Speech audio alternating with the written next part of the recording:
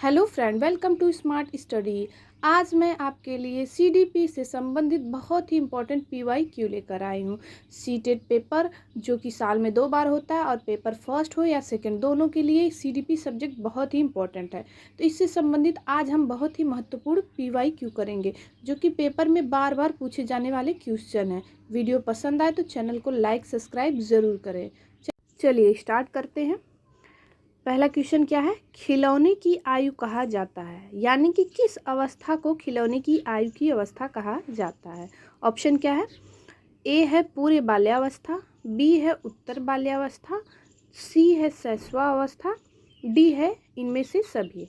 जवाब दीजिए कमेंट में। क्या होगा खिलौने की आयु की अवस्था?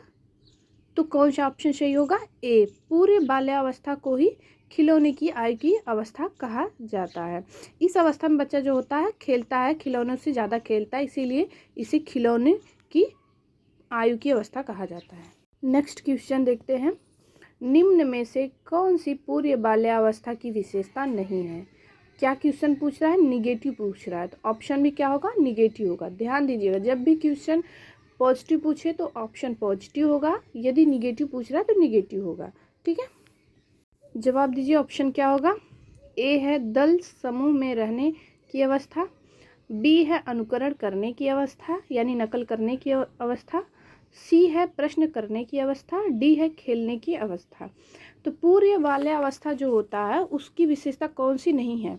तो जैसे आपको पता है कि बच्चे जो होते हैं पूर्व बाल्यावस्था में अनुकरण करके चीज़ों को सीखते हैं, यानी वो कॉपी करते हैं और प्रश्न भी करते हैं, यानी कि चीज़ों को कुछ उनको थोड़ा सा भी अजीब लगता है तो वो पूछते हैं, उसके बारे में प्रश्न करते हैं।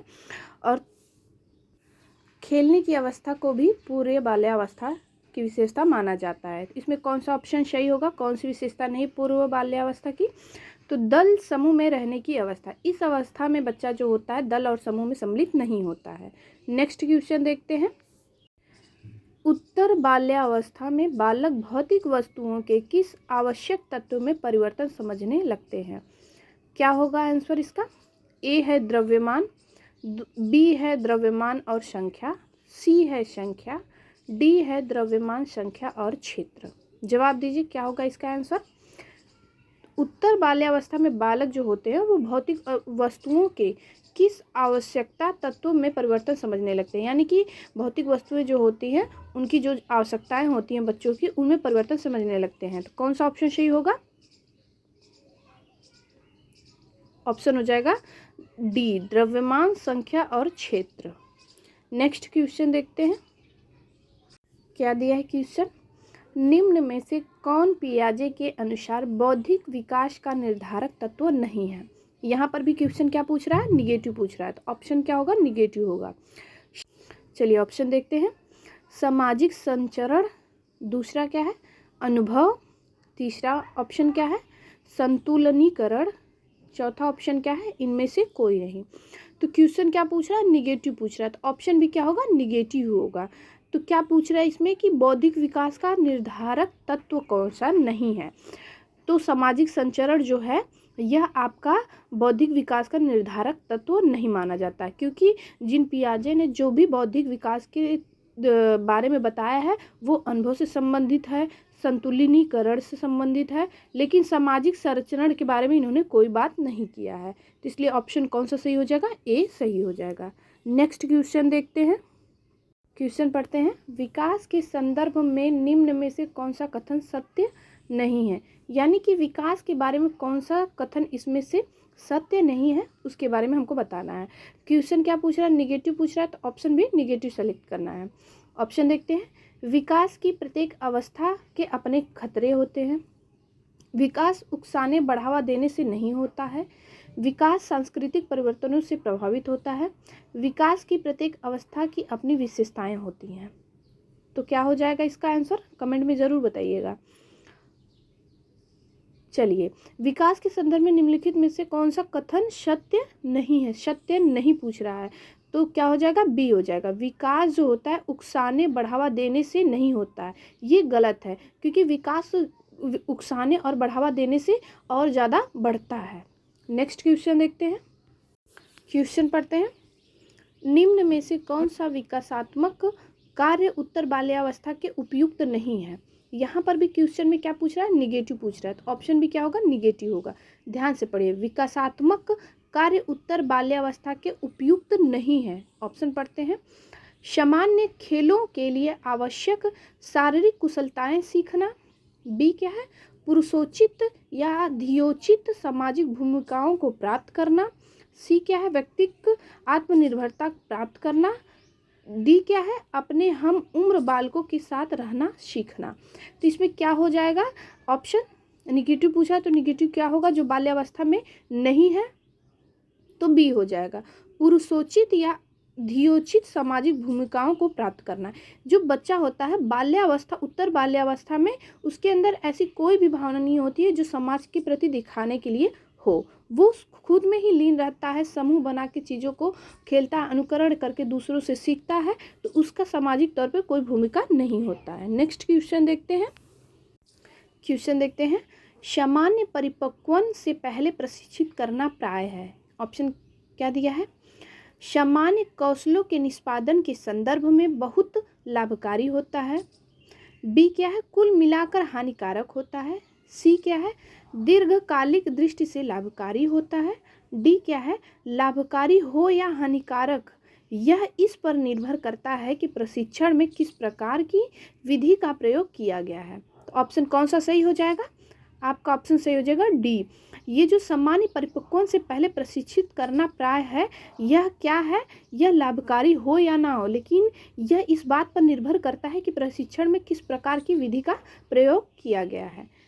नेक्स्ट क्वेश्चन पढ़ते हैं, 5 वर्ष का राजू अपनी खिड़की के बाहर तूफान को देखता है। बिजली चमकती है और कड़कने की आवाज़ आती है। राजू शोर सुनकर उछलता है, बार बार यह घटना होती है। फिर कुछ देर बाद शांति के पश्चात बिजली कड़कती है। राजू बिजली की गर्जना सुनकर उछलता है। राजू का उछलना सीखने के किस सिद्धांत का उदाहरण है। साधी अनुबंधन, दूसरा क्या है, क्रिया प्रसूत अनुबंधन। सी क्या है, प्रयत्न एवं भूल का सिद्धांत। डी क्या है, इनमें से कोई नहीं। तो राजू जो प्रतिक्रिया कर रहा है वो किस सिद्धांत का उदाहरण है, यह पूछ रहा है।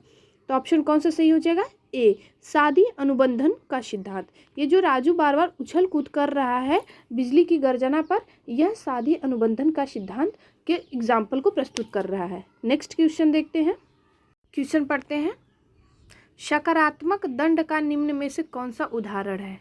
सकारात्मक दंड का निम्न में से कौन सा उदाहरण है। ए क्या दिया है, मित्रों के द्वारा उपहास। बी है मित्रों के साथ समय बर्बाद करना। सी है मिनमेख निकालना बंद करना। डी है इनमें से सभी। क्वेश्चन क्या पूछ रहा है, सकारात्मक दंड का निम्न में से कौन सा उदाहरण है। तो ऑप्शन कौन सा सही हो जाएगा, ए, मित्रों के द्वारा उपहास, यह जो है एक सकारात्मक दंड का उदाहरण है। नेक्स्ट क्वेश्चन देखते हैं, चलिए क्वेश्चन पढ़ते हैं, निम्न में से कौन सा कथन अभिप्रेरणा एक प्रक्रिया के संदर्भ में उपयुक्त नहीं है। अब देखिए क्वेश्चन भी निगेटिव पूछ रहा है, तो ऑप्शन भी क्या होगा, निगेटिव होगा। यह व्यक्ति को लक्ष्य की ओर ले जाता है। यह व्यक्ति की शारीरिक आवश्यकताओं की संतुष्टि करता है। यह मनोवैज्ञानिक आकांक्षा को प्राप्त करने में सहायता करता है। यह व्यक्ति की अप्रिय स्थिति से दूर रखता है। अब देखो क्वेश्चन पूछा है निगेटिव, तो ऑप्शन भी निगेटिव होगा। इसमें क्या दिया है क्वेश्चन में कि निम्न में से कौन सा कथन अभिप्रेरणा एक प्रक्रिया के संदर्भ में उपयुक्त नहीं है। तो ऑप्शन कौन सा सही हो जाएगा, डी, यह व्यक्ति की अप्रिय स्थिति से दूर रखता है। क्वेश्चन आपका पूछा था अभिप्रेरणा एक प्रक्रिया के संदर्भ में उपयुक्त नहीं है, तो ऑप्शन कौन सा सही हो जाएगा, डी सही हो जाएगा। निगेटिव का भाई निगेटिव होता है, तो निगेटिव क्वेश्चन पूछ रहा है तो आंसर भी निगेटिव होगा। चलिए नेक्स्ट क्वेश्चन देखते हैं, चलिए क्वेश्चन पढ़ते हैं, किसी उद्दीपन के निरंतर दिए जाने से व्यवहार में होने वाला अस्थायी परिवर्तन कहलाता है। क्या कहलाता है, अभ्यस्तता। बी क्या है, अधिगम। सी क्या है, अस्थायी अधिगम।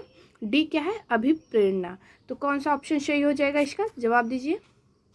तो ऑप्शन डी सही हो जाएगा, अभिप्रेरणा। यानी कि किसी उद्दीपन के निरंतर दिए जाने से व्यवहार में जो भी परिवर्तन होते, अस्थायी परिवर्तन होते हैं, उन्हें क्या कहा जाता है, अभिप्रेरणा कहा जाता है। नेक्स्ट क्वेश्चन देखते हैं, क्वेश्चन पढ़ते हैं, विद्यार्थियों की अभिवृत्तियों में परिवर्तन के निम्न में से किस विधि का प्रयोग अध्यापक को नहीं करना चाहिए। क्वेश्चन क्या पूछ रहा है, नेगेटिव पूछ रहा है कि विद्यार्थियों की अभिवृत्तियों में जो भी परिवर्तन होते हैं किस विधि का अध्यापक को प्रयोग नहीं करना चाहिए। तो ऑप्शन क्या दिया है, दबाव से किसी बात या विचार के लिए राजी कराना, किसी विचार को दोहराना अथवा दृढ़ पूर्वक व्यवहार करना, किसी प्रशंसनीय व्यक्ति के द्वारा समर्थन एवं स्वीकृति कराना, संदेश के साथ साहचर्य स्थापित करना। तो कौन सा ऑप्शन सही हो जाएगा कि एक जो शिक्षक होता है, अध्यापक होता है, वो विद्यार्थियों की अभिवृत्तियों में परिवर्तन के लिए किस विधि का प्रयोग उसको करना चाहिए और किस विधि का प्रयोग नहीं करना चाहिए। तो यहाँ पे क्या पूछ रहा है, नहीं करना चाहिए। तो ऑप्शन कौन सा सही हो जाएगा, ए, दबाव से किसी बात या विचार के लिए राजी कराना। यह क्या है, आपका एक नेगेटिव पॉइंट है। कभी भी एक शिक्षक को बच्चों के साथ ऐसा व्यवहार नहीं करना चाहिए। नेक्स्ट देखते हैं क्वेश्चन। चलिए क्वेश्चन पढ़ते हैं। उपलब्धि अभिप्रेरक के संबंध में निम्न में से कौन सा कथन सही है। क्या पूछ रहा है, पॉजिटिव पूछ रहा है, तो ऑप्शन क्या होगा, पॉजिटिव। उपलब्धि अभिप्रेरक के संबंध में निम्न में से कौन सा कथन सही है। तो उपलब्धि अभिप्रेरक जीवित रहने के लिए आवश्यक है, यह तो एकदम पॉजिटिव है। यदि व्यक्तिगत क्षमताओं की संतुष्टि महत्वपूर्ण है तो उपलब्धि अभिप्रेरक को विकास प्रेरक कहा जा सकता है, ये भी आपका पॉजिटिव हो गया। यदि व्यक्तियों के माध्यम प्रतियोगिता पर बल है तो उपलब्धि अभिप्रेरक को सामाजिक अभिप्रेरक कहा जा सकता है, यह भी आपका एक पॉजिटिव है। इनमें से सभी, नेक्स्ट क्या है आपका ऑप्शन, इनमें से सभी। तो ऑप्शन तो सारे पॉजिटिव है, तो ऑप्शन कौन सा सही हो जाएगा, डी सही हो जाएगा, इनमें से सभी। यानी उपलब्धि अभिप्रेरक के संबंध में सारे ऑप्शन सही है, तो ऑप्शन आपका कौन सा सही हो जाएगा, डी, इनमें से सभी सही है। चलिए नेक्स्ट क्वेश्चन देखते हैं। क्वेश्चन पढ़ते हैं। 6 से 10 वर्ष की अवस्था में बालक रुचि लेना प्रारंभ करते हैं।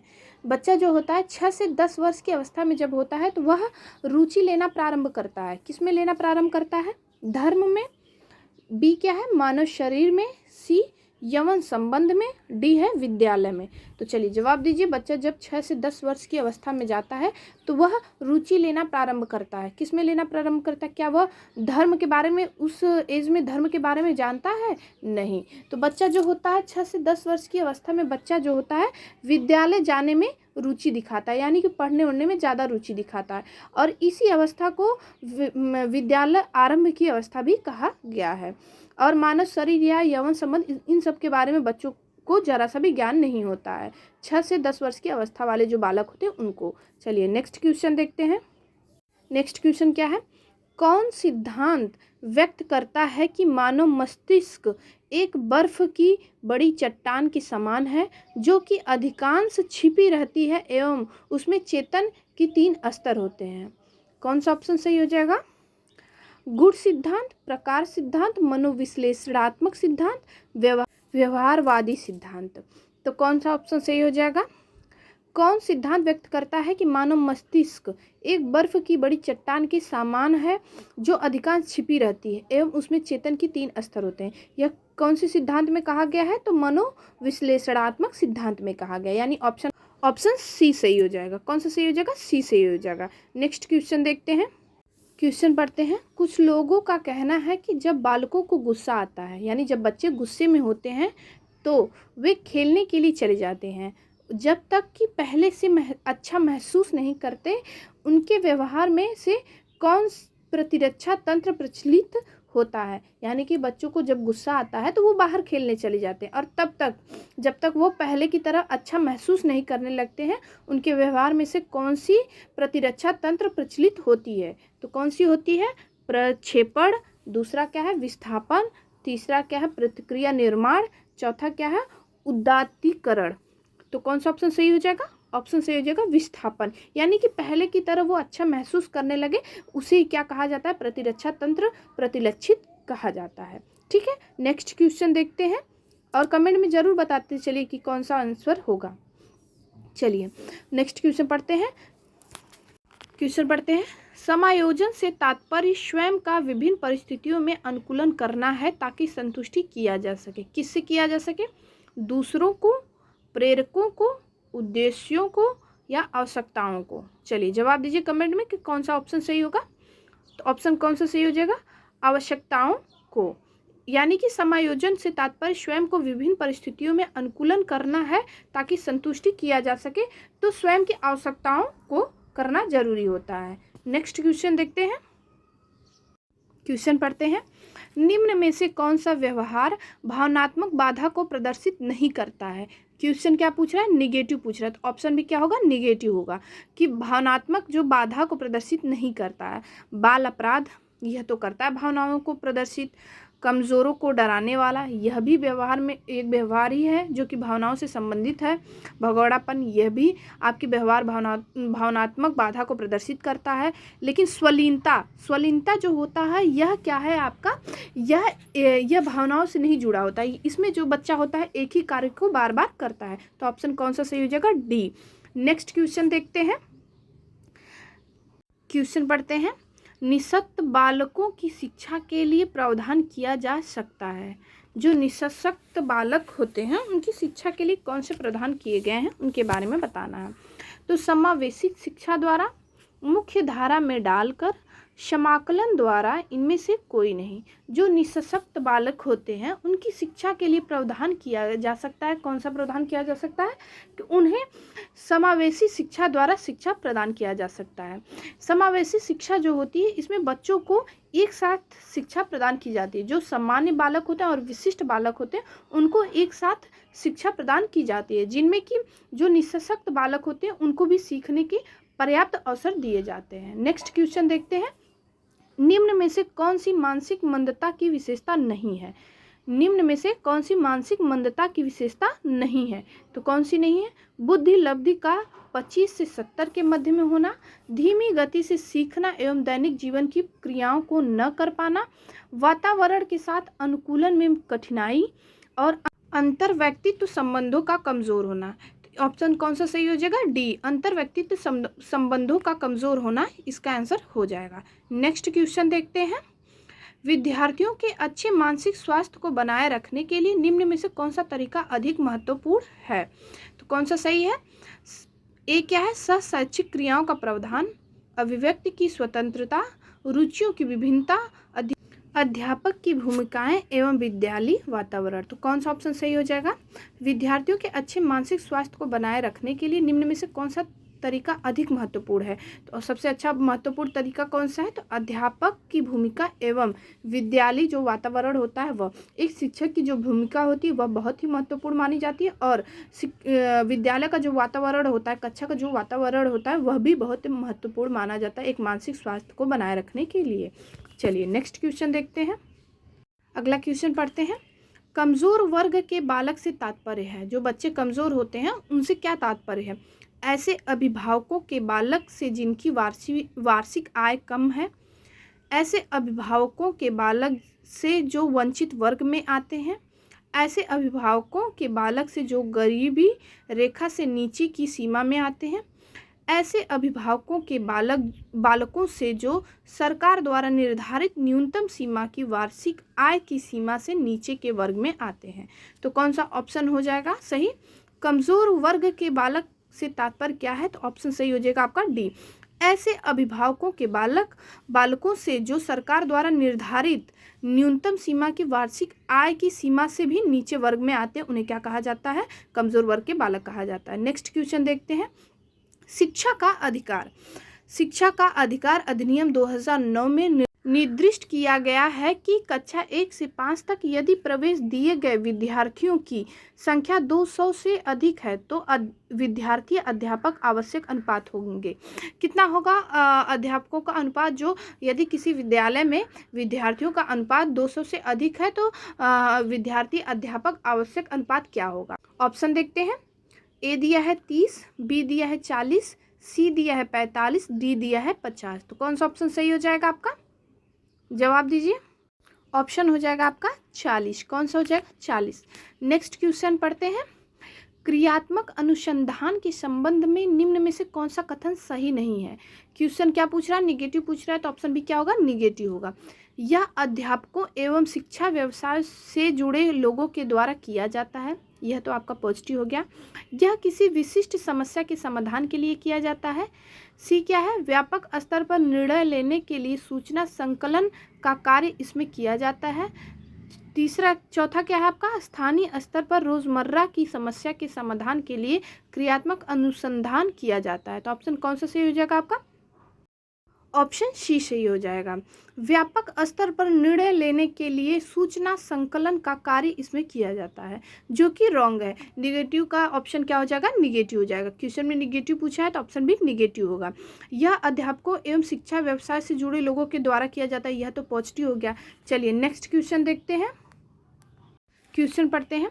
निम्न में से कौन सा कथन शिक्षण के बारे में सत्य नहीं है। यहाँ पर भी क्वेश्चन क्या पूछा है, निगेटिव, तो ऑप्शन क्या होगा, निगेटिव होगा। कि निम्नलिखित में से कौन सा कथन शिक्षण के बारे में सत्य नहीं है। तो शिक्षण में सुधार किया जा सकता है, यह तो आपका पॉजिटिव हो गया। शिक्षण औपचारिक एवं अनौपचारिक होता है, यह भी आपका पॉजिटिव हो गया। शिक्षण विज्ञान के साथ साथ कला भी है, यह भी आपका पॉजिटिव हो गया। शिक्षण अन्वेषण है, क्या शिक्षण अन्वेषण है, तो ऐसा नहीं है, यह आपका निगेटिव हो गया। यानी क्वेश्चन क्या पूछा है कि शिक्षण के बारे में कौन सा कथन सत्य नहीं है, तो आपका कौन सा ऑप्शन सही हो जाएगा, शिक्षण अन्वेषण है। ठीक है, नेक्स्ट क्वेश्चन देखते हैं। राष्ट्रीय पाठ्यचर्या रूपरेखा 2005 में गुणवत्ता आयाम शीर्षक के अंतर्गत अधिक महत्व दिया गया, किसे अधिक महत्व दिया गया है। ऑप्शन पढ़ते हैं। भौतिक संसाधनों को, शिक्षित एवं अभिप्रेरित अध्यापकों को, बालकों के लिए ज्ञान के संदर्भ में संरचित अनुभवों को, बालकों के लिए संरचित अनुभव एवं पाठ्यक्रम सुधार को। तो बताइए, जवाब दीजिए कौन सा ऑप्शन सही हो जाएगा 2005 के अकॉर्डिंग। तो ऑप्शन आपका डी सही हो जाएगा। बालकों के लिए संरचित अनुभव एवं पाठ्यक्रम सुधार को 2005 के अंतर्गत रखा गया है। ठीक है, चलिए नेक्स्ट क्वेश्चन देखते हैं और कमेंट में ज़रूर बताते हैं चलिए कितने क्वेश्चन आपके सही हो रहे हैं। क्वेश्चन पढ़ते हैं। राष्ट्रीय पाठ्यचर्या रूपरेखा 2005 में निम्न में से किस परीक्षा संबंधित सुधारकों को सुझाया गया है। तो कौन सा ऑप्शन सही हो जाएगा, कक्षा 10 की परीक्षा ऐच्छिक, विद्यालय शिक्षा की विभिन्न आवश्यकताओं पर राज्य स्तर की परीक्षा संचालन, प्रतियोगी प्रवेश परीक्षा को ऐच्छिक, इनमें से सभी। तो कौन सा ऑप्शन सही हो जाएगा, जवाब दीजिए। तो ऑप्शन कौन सा सही हो जाएगा, ए, कक्षा 10 की परीक्षा ऐच्छिक। यानी राष्ट्रीय पाठ्यचर्या रूपरेखा 2005 में कक्षा 10 की परीक्षा ऐच्छिक को सुधारने की बात कही गई है। चलिए नेक्स्ट क्वेश्चन देखते हैं। क्वेश्चन पढ़ते हैं। दबाव को कम करने एवं परीक्षाओं में सफलता के लिए आवश्यक है। दबाव को कम करने एवं परीक्षाओं में सफलता के लिए आवश्यक क्या है, कम अवधि की परीक्षाओं में अंतरण, विद्यालय शिक्षा के विभिन्न चरणों में परीक्षा का आयोजन, वार्षिक एवं अर्धवार्षिक परीक्षाएं, विभिन्न प्रवेश परीक्षाओं के लिए विभिन्न एजेंसी की स्थापना। चलिए जवाब दीजिए कौन सा ऑप्शन सही होगा।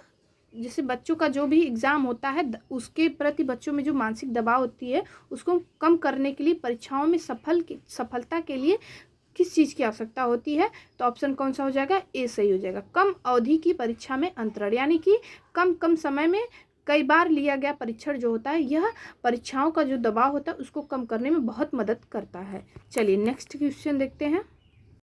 क्वेश्चन पढ़ते हैं। मूल्यांकन का उद्देश्य बालकों को धीमी गति से सीखने वाले एवं प्रतिभाशाली बालकों के रूप में लेबल करना। बी क्या दिया है, जिन बालकों को उपचारात्मक शिक्षा की आवश्यकता है उनकी पहचान करना। सी क्या है, अधिगम की कठिनाइयों व समस्या वाले क्षेत्रों का पता लगाना।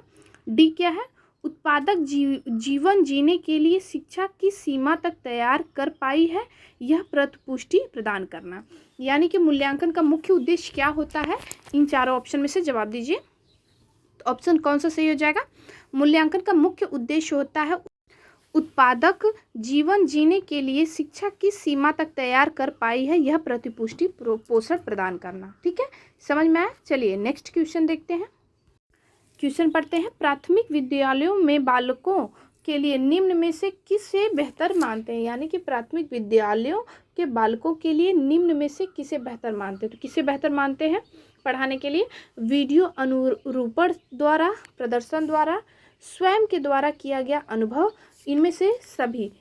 चलिए जवाब दीजिए कौन सा ऑप्शन सही हो जाएगा, तो ऑप्शन सी सही हो जाएगा। प्राथमिक विद्यालय के बालकों के लिए निम्न में से किसे बेहतर मानते हैं, तो बच्चा जो होता है स्वयं के द्वारा किया गया अनुभव, यानी बच्चा किसी कार्य को जितना करेगा, जितना अनुभव करेगा उतना ही बेहतर तरीके से वह उसके बारे में सीख पाएगा, जान पाएगा। यह हो गया आपका सी ऑप्शन। चलिए, वीडियो पसंद आए तो चैनल को लाइक सब्सक्राइब ज़रूर करिएगा ऐसे ही वीडियो देखने के लिए। धन्यवाद।